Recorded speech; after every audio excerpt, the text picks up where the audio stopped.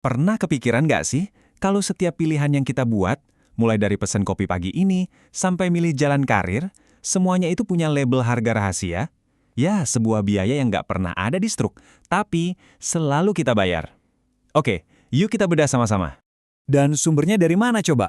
Ide besar ini tuh bukan datang dari rapat dewan direksi atau buku motivasi super mahal. Bukan.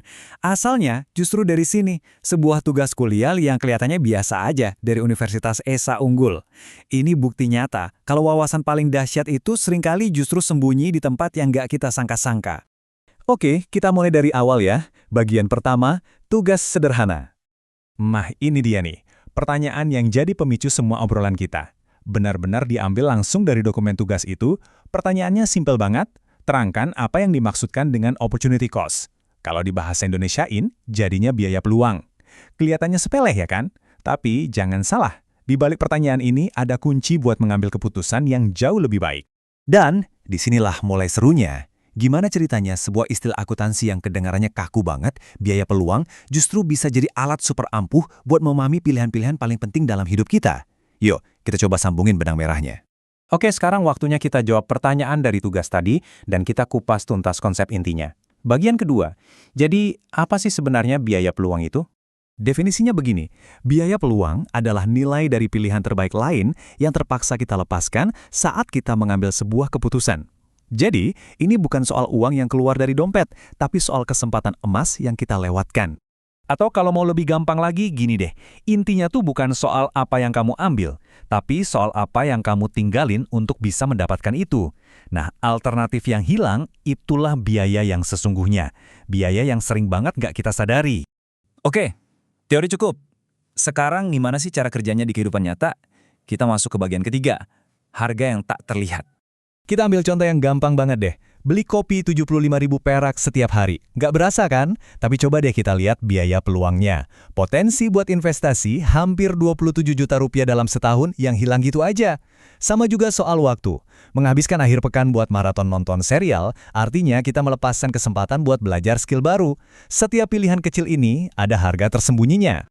Oke, itu kan tadi contoh kecil-kecilan ya. Sekarang gimana kalau kita pakai konsep ini buat keputusan yang gede banget, yang benar-benar bisa nentuin arah hidup kita? Ini dia nih, dilema klasik, lanjut kuliah atau langsung bikin bisnis. Kalau Anda pilih A, kuliah, Anda dapat gelar, ilmu yang terstruktur. Tapi biaya peluangnya apa? 4 tahun potensi pendapatan yang hilang dan pengalaman bisnis langsung. Sebaliknya, kalau pilih B, mulai bisnis, Anda dapat pengalaman nyata, kebebasan, tapi biaya peluangnya, yaitu Anda melepaskan kesempatan dapat gelar formal dan bimbingan yang terstruktur. Nggak ada yang salah atau bener loh ya, tapi setiap jalan punya harganya masing-masing. Terus, kalau dirupiahin kira-kira berapa sih biayanya? Kalau kita hitung-hitung, potensi pendapatan yang hilang selama 4 tahun kuliah, ditambah biaya kuliahnya itu sendiri, angkanya bisa sampai sekitar 3 miliar rupiah.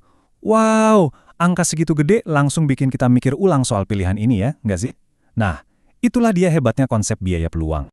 Jadi poin utamanya begini, coba deh bayangin setiap pilihan dalam hidup itu kayak barang di toko, tapi punya label harga yang nggak kelihatan. Nah, biaya peluang ini itu semacam kemampuan kita buat ngintip dan baca label harga rahasia itu sebelum kita membeli pilihan tersebut.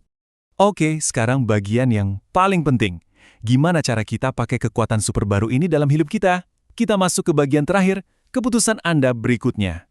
Jadi, gimana cara pakainya? Gampang kok. Coba deh pakai 4 langkah praktis ini. Pertama, tentuin dulu pilihan-pilihannya apa aja.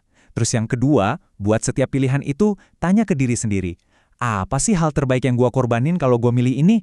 Nah, itulah biaya peluang Anda. Langkah ketiga, timbang-timbang nilainya, apa yang didapat versus apa yang dilepas.